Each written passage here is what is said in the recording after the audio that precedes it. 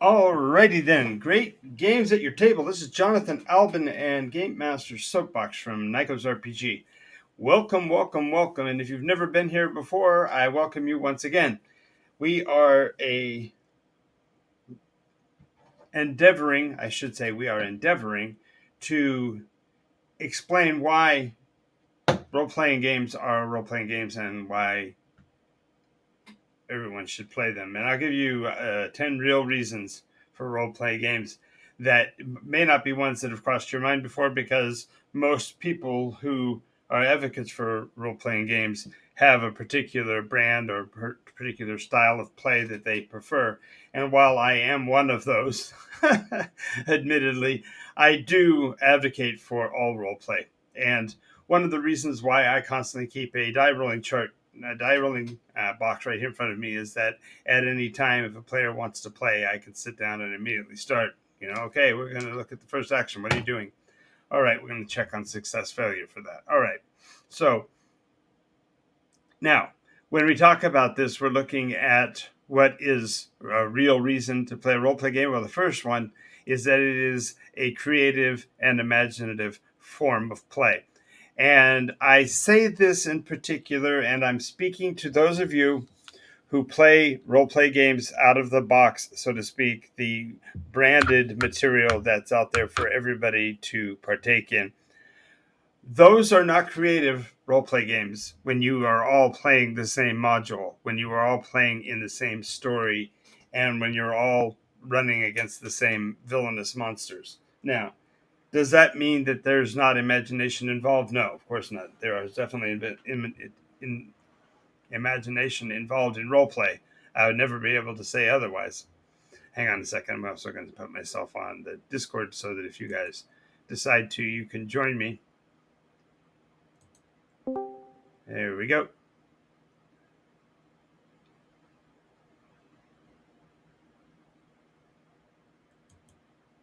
So we now have sound effects. That's one I'm going to have to use a lot because I'm here by myself quite often. Yeah. So glad to have those. And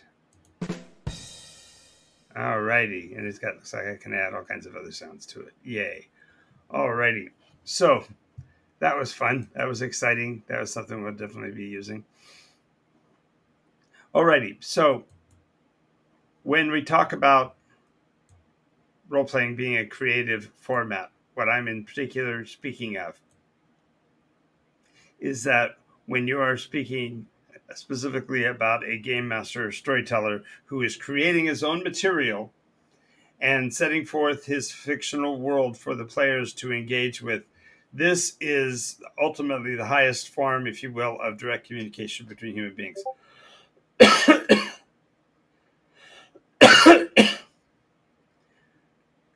What I mean by that is when we are communicating with one another, the process of communication is a two-way street. It's not a single omnidirectional broadcast, although there are many companies out there that would yearn for that to be the case, that what they really hope to do is be the one company that everybody buys product from and that players will only run their story. And I was one of them for the longest time. I'll be honest, I love the story of the world of Nikos. I love the mechanism that I've come up with to accomplish it. But I think I love the mechanism more so than the actual story, because every game master out there has his own pet stories. He has his own message to give. And I know at the same time, I'm going to hear from the players who say, I don't want a GM that's going to tell a deep story. I want to play in a role play environment that is totally procedurally built, custom for me, and that I don't have to have any understanding of the ramifications. I can do whatever I want all the time. And maybe I'm overstating their case, but the reality is that if you're wanting a procedural world that will be created for you uniquely for the rest of time, you're not even wanting to play really a game, because a game is an interaction between people. The reason why there is a game master is there needs to be somebody who is the judge, somebody who is adjudicating the rules. If you create a role playing mechanism whereby the rules themselves negate the purpose for a storyteller, you defeat the very purpose of playing the role play game. Now, I know right now I'm talking out of my hat because I'm the only one online and there's nobody here to gainsay me. And so, although this may have been intended to be a 20-minute burst of my usual role playing nonsense, I'm going to be speaking for a lot longer, I imagine, tonight. Matter of fact, I may not finish until I get done with all 3 slides. Yes, 3 slides. 3 slides. We'll see how this goes. Alrighty, so role playing, creative and imaginative form. It is indeed the very form of play that we started with when we were children. I know it's going to be a shock to the system to many, but we have been role players. Virtually every one of us on the planet has been a role player, because when we were children, that's exactly what we did. We emulated our parents. We tried to be like them. We wore our clothes the way we thought looked like them. We carried around the implements of their career. My dad was in sales, so I carried around a small briefcase. I wore a shirt and a tie because that's what you did when you were a salesman. When you were a businessman, you wore a tie. You usually wore a hat. So I used to have a very nice, natty little fedora when I was 4 or 5 years old. I wish I still had a picture of the thing. And yes, I have to say, for all those punsters out there, I was fedorable. And so, in this case, this is not, of course, a fedora. This is a Panama, legitimately from Panama. But that's another story. And thank you so much for it. And you know who you are. All right. So, creative and imaginative form. And I realize I don't have any viewers, and I don't really give an S right now, because if you watch this in reruns, or you watch this live, or you watch this tomorrow, I'll probably be saying the same thing again, because I've determined that this is really my message. Role playing is real. It is experiential, and it is what it really is what we should be doing. It's creative, it's imaginative. We're put into places and doing things that we never thought possible. We're considering the outcomes of situations that seem unimaginable, or are very much unimaginable up until we actually imagine them. There you go. The second thing about role playing games is that everybody at the table is playing. I know there are a lot of people who look at the storyteller and the game master and they think, well, he can't be having any fun. He's the one who's doing all the work. He's having to come up with the story. He's having to come up with these NPCs. He's got to explain how everything's working. And it's a lot of work. Well, yes, but it's also a lot of play, because as a storyteller, I'm creating. And that creative process itself is playful.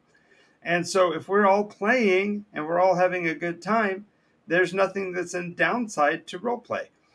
We're able to converse and communicate. Think about it. We're not even just talking about converse and communicate from the standpoint of, how are you doing? What's going on today? Da, da, da, da.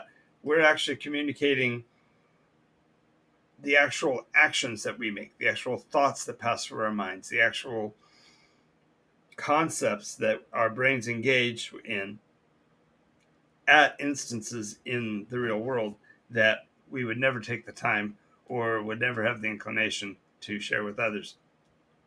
It's powerful stuff. We're in a playful environment, so it's safe. There's no one that's in any danger during the role playing game, except for horrible monsters that deserve to be put down. And that also is even an issue of speculation, because we'll get to that later. The idea is that everyone at the table is playing. And what is more important than that is that throughout history, the combination between storytelling and role play is timeless. It has always been the situation. I am reminded of a time when I was arguing with people from faith communities on a regular basis about whether or not role play games were evil or not. And the biggest evidence I could present that it is not the case that it is evil, in that the very person, the very icon from which they draw their stories, whether they are Christian and pulling from Jesus, or they are uh, uh, uh, of Islam and are talking about Muhammad, or they are talking about um, Judaism and following the words of Moses. All three of those gentlemen did storytelling. All three of those men, all three of them created situational conditions where the viewer, the listener, the hearer was expected to consider the possibilities and to act out, at least in terms of the discussion, their response to it. And that is what role playing is. Storyteller presents a condition in a case, players respond to the condition in the case. If dice rolls are necessary, you use a random number generator to provide some kind of an outcome. And then, other than that, you just go on to the next part of the story. It's timeless. It is exactly how we've always done it. As a matter of fact, I would argue that the role play games that we have today in the marketplace are not actually as directly involved with role play as they are with narrative play. And there's a difference, because in the case of a narrative play, somebody has an agenda, somebody has a message they're trying to convey that is self-serving and guiding players to make certain decisions. And so when you are talking about storytelling in the scale that I'm talking about, where every game master creates their own story and has their own rules and their own realms and their own possibilities, that there's absolutely no end to the possibilities. There's no limitations to what may or may not happen, and it's up to the interaction between the players and the storyteller to come to a conclusion. Now, that leads to the next part, and I know this. I know that there are studies out on the subject, and I would love for anybody who's watching this to take up the challenge and go and find the evidence I'm talking about here. But I do know they've proven that experiential memories are more acute. Those memories of what we have done are more powerful and more lasting and more memorable, literally, than experiences that we only take in through other forms, audibly or literarily or whatever. And so they've even proven that the experiences that we get from an imagined situation are more powerful than those that are only rote descriptions and narratives. So the whole point here is that experiential memory being more acute, the more time we spend engaged in experiential play. Hey, welcome, Val's BTW, BT Welcome, welcome, welcome. We are all over the board tonight. We are talking about, in particular, real reasons for role playing. And when I say real reasons, I'm talking about tangible things that the world changes for you when you are a role player. The idea here is that the experiential memory is more acute. It's easier to remember things if it happens in game. If something happens in game that your player is engaged with, you're more likely to remember it. As a matter of fact, one of the biggest chides I've heard over the years about role play games is the amount of time that players spend in reminiscing about what they did in the past, what those characters have done in a fictional world. And to those that aren't role players, it seems insane or ludicrous to do so. So in this case, we're talking about creating memories that are tangible. And players have living memories. We experience the things that happen in a game as part of our life, and therefore we internalize it, we hold on to it. And those become cherished memories as time goes by, because we are engaging with them from the standpoint of not ourselves. We're able to separate ourselves from the character and push out those experiences somewhat. And yet, when it comes to actually remembering what happened, we roll our eyes back into our head and remember what we did. what we chose to do in story. We don't say, and then my character did blah blah blah. We say, oh yeah, and that's when I drew out my sword because I knew we were going to be fighting against the ogre and it was time. You know, this is something that becomes a living memory, and the players hold onto that far more dearly. I would assess. I don't have numbers in front of me, and I would love it for a player to challenge me and go find this information. But I believe that the living memories of characters in stories are perhaps more lasting than the actual family experiences that we have in real time with our own families, because we are more intimately connected to the personas that we build, the characters that we build, than otherwise.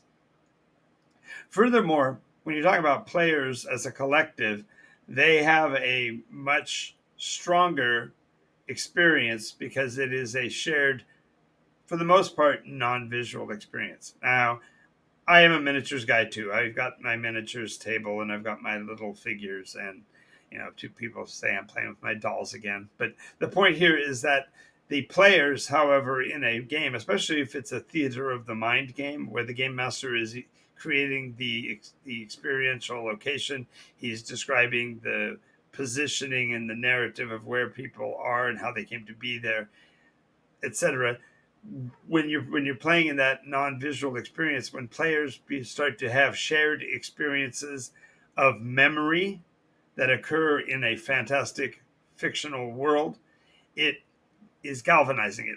It links them together in ways that are nigh unto indescribable.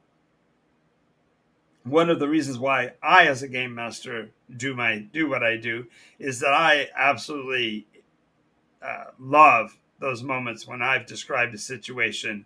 The players react to that positional situation, that condition, and then respond not only appropriately, but by amplifying the very experience that I had created, proving that they were actually in the same mental space as I was, that we are actually sharing that experience.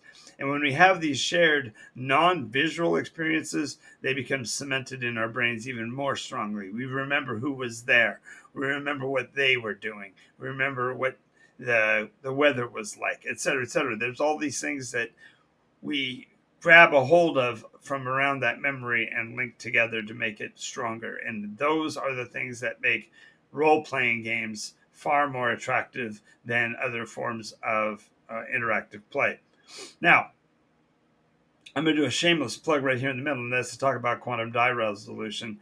The method of dice rolling that we use for NycosRPG changes all of this even more so because it makes it more rapid, more poignant, more visual, even in a non-visual environment, even in a world that is being run in the theater of the mind. A quantum die roll resolution, being able to compare successes against successes, it's indescribable. So at some point, if you haven't heard that, ask again and I'll tell you about it. But I just wanted to touch on that point as we go by here.